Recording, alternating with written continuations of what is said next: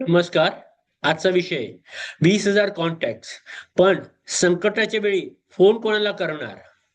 बिझनेसमध्ये ट्रस्टची खरी ताकद. रात्रीचे 9:30 वाजले होते. एक उद्योजकाच्या मोबाईलवर एकच मेसेज आला. सर, आम्ही पुढच्या महिन्यापासून तुमच्यासोबत काम सुरू ठेवू शकत नाही. तो काही क्षण स्क्रीनकडे पाहत राहिला. हा त्याचा सर्वात मोठा ग्राहक होता. ऑफिसमध्ये शांतता होती. पण त्याच्या मनात हजारो विचारांचा गोंधळ सुरू झाला.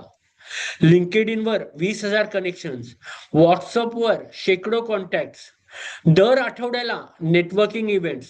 पण त्या रात्री त्याला समजत नव्हतं पहिला फोन नेमका कोणाला करायचा. आपण सगळे एक मोठी चूक करतो. आपल्याला वाटतं जितकं जास्त लोक ओळखीचे तितक्या जास्त संधी.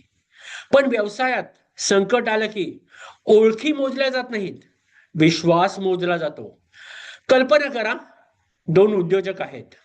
पहिला प्रत्येक नेटवर्किंग इव्हेंटमध्ये दिसतो, प्रत्येक पोस्ट वर ऍक्टिव्ह असतो, हजारो बिझनेस कार्ड्स, असंख्य कनेक्शन्स.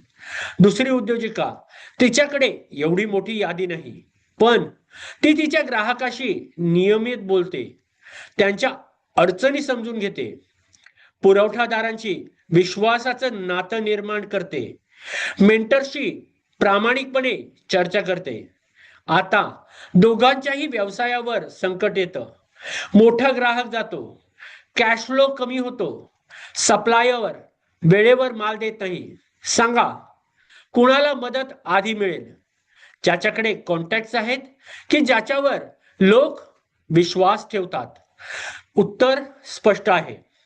व्यवसायात सर्वात मोठं असेट म्हणजे पैसा नाही, टेक्नॉलॉजी नाही, मार्केटिंग नाही, ट्रस्ट आहे. आज सोशल मीडिया आपल्याला विजिबल बनवतं, पण विजिबिलिटी म्हणजे विश्वास नसतो. फॉलोअर्स म्हणजे ग्राहक नसतात. लाईक्स म्हणजे लॉयल्टी नसतं. बिझनेस कार्ड्स म्हणजे पार्टनरशिप नसते. लोक तुमच्याकडून एकदा खरेदी करू शकतात, पण पुन्हा पुन्हा खरेदी करतात कारण त्यांना तुमच्यावर विश्वास असतो. माझ्या ओळखीतली एक उद्योजक प्रत्येक मीटिंगमध्ये स्वतःबद्दलच बोलायचा. मी हे केलं, मी तसं केलं, माझी कंपनी. एक दिवस त्याच्या मेंटरने त्याला विचारलं, तू लोकांना प्रभावित करायला जातोस की त्यांना समजून घ्यायला? तो प्रश्न त्याच्या आयुष्याला वळण देऊन गेला. त्याने बोलणं कमी केलं, ऐकणं वाढवलं, सेल्स पिच कमी केली, कस्टमर क्वेश्चन्स वाढवल्या, डील्स मागणं कमी केलं, व्हॅल्यू देणं सुरू केलं. फक्त एका वर्षात त्याचे रेफरल क्लायंट्स दुप्पट झाले. कारण लोकांना ब्रिलियंट स्पीकर आठवत नाहीत, लोकांना तो माणूस आठवतो ज्याने त्यांना खरंच समजून घेतलं. व्यवसाय हा ट्रान्झॅक्शनचा खेळ नाही, तो रिलेशनशिपचा प्रवास आहे. जेव्हा ग्राहकाला वाटतं हा माणूस माझा विचार करतो, तेव्हा प्राइस मागे पडतो. जेव्हा एम्प्लॉईला वाटतं इथे माझं ऐकलं जातं, तेव्हा लॉयल्टी वाढते. जेव्हा सप्लायरला माहित असतं हा शब्द पाळणारा माणूस आहे, तेव्हा कठीण काळातही तो तुमच्या बाजूने उभा राहतो. यालाच रिलेशनशिप कॅपिटल म्हणतात. आणि हे कॅपिटल बँकेत जमा होत नाही, ते प्रत्येक प्रामाणिक संभाषणात, प्रत्येक दिलेल्या शब्दात आणि प्रत्येक निभावलेल्या वचनात जमा होत असते. म्हणून आजपासून एक निर्णय घ्या.